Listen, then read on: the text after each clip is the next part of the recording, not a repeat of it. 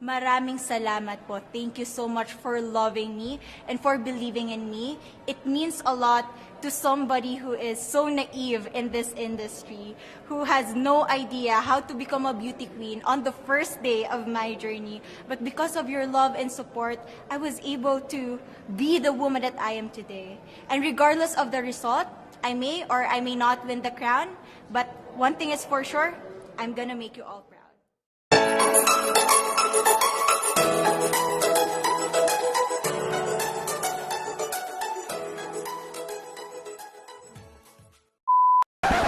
In some countries, sport is like the national pastime. That's But in true. the Philippines, some might say that pageantry is the pastime.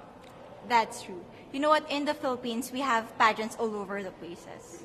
Yes, we have pageants in the barangay, in school, national, local. That's why we really love Miss Universe. It's like it's giving pride and putting the Philippines back on the pedestal. That's why there's an added pressure as a candidate coming from a pageant-loving country. But it's a good pressure.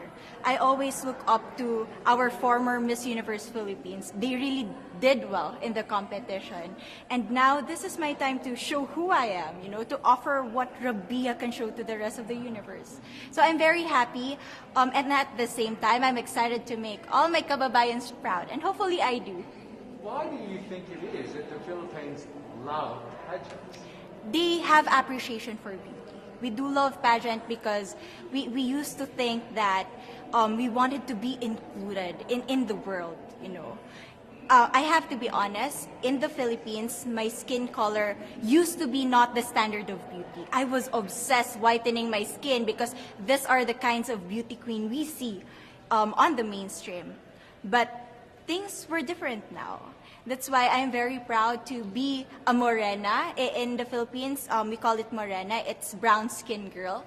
And to be able to represent, my color, my identity as a true Filipina. Tell me about your journey to being crowned Miss Philippines. In a world that, in a country I should say, that loves pageants. That must have been a very intense process. Tell me about, your journey to being Miss Philippines. Well, my journey was crazy. You know what? I started to be a dark horse. Nobody noticed me. Nobody knows I was in the competition up until the preliminary and the coronation night. And when I won, I received different comments. Of course, there were people who didn't expect me to do well, who think that I cheated. That's why I need to redeem myself in Miss Universe. I really need to do well in this competition. And the thing is, I love pressure. I love criticism. I get better every day with that. You tell me I cannot do that, I turn to you and I'm going to say that, no, I can do it for myself. Good for you. So how does it feel then to be on the global stage? How do you feel to be here in this moment, right now? It's crazy, but I'm overwhelmed with the support, not just from the Filipino community, but also from Thailand, Latin countries who do appreciate me as a candidate, as a person. It motivates me that I am beautiful, I can offer so much in this world, and when somebody believes in you, it gives you that extra energy to really do well and perform well. Do you have a sense with the girls, all of the girls competing, you're competing, but is there a sense of camaraderie with all of the girls? Is there a real spirit to, sort of motivate each other to do better? You know what? I have a different idea about Miss Universe. I thought it's going to be very competitive, in a healthy way, well, of course. But now I can see every girl helping each other, from fixing those hairs, from trying to zip up those outfits. It speaks of the closeness and the kind of camaraderie that we want to have. The goal of Miss Universe is not just to crown one girl, but also to build a genuine and long-lasting friendships among us. Would you say within the Miss Universe world, the contestants, is there a sisterhood? Are you sisters?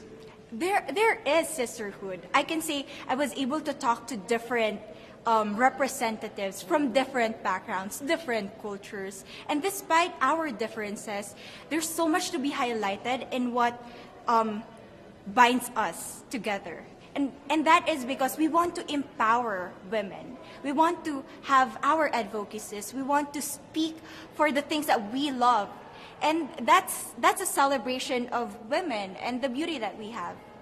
So coming out of this week, obviously you would love to be crowned Miss Universe. Of course. And that would be wonderful, of course, for any of you. But what else will you take out of this week? What do you think you'll feel at the end of this week, regardless of the result? How will you be a different person? It's the growth and the development that I was able to have during preparing for this journey. I will be honest, there was a moment that I lost my identity because I was put under pressure. I was in that position in which I feel like I'm not good enough. I'm not a good representative of my country, but I was able to bounce back stronger. And if I was able to do that for Miss Universe, I will be able to do that in life. That is my greatest takeaway from Miss Universe. Okay, so the Philippines have a huge amount of fans. Yes. I want you to give us a little bit of a message to the fans here and at home. But send a message. What would you say to all the fans in the Philippines? To all my fans from the Philippines and from all over the world, maraming salamat po. Thank you so much for loving me and for believing in me. It means a lot to somebody who is so naive in this industry, who has no idea how to become a beauty queen on the first day of my journey. But because of your love and support, I was able to be the woman that I am today. And regardless of the result, I may or I may not win the crown, but one thing is for sure, I'm gonna make you all proud.